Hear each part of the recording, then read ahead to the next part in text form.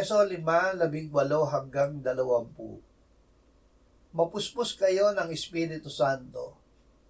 Kayo'y magsalita sa isa't isa sa mga awit at mga himno at mga awiting espiritual na sa inyong mga puso ay nag-aawitan at gumagawa ng himig sa Panginoon. Laging nagpapasalamat sa lahat ng mga bagay sa pangalan ng ating Panginoong Hesukristo sa Diyos na ating Ama. Mapuspos ng Espiritu Santo. Ang Espiritu Santo ay nagsimulang manahan sa atin noong tayo ay sumampalataya sa Panginoong Hesus.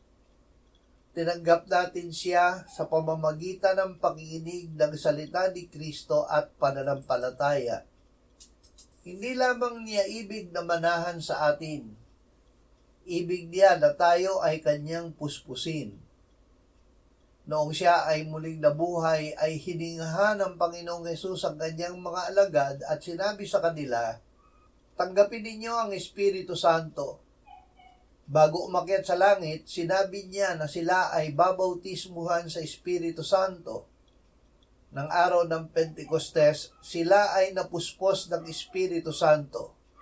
Maraming pagkakataon matapos iyon, na paulit-ulit silang napuspos ng Espiritu Santo ayon sa pangangailangan.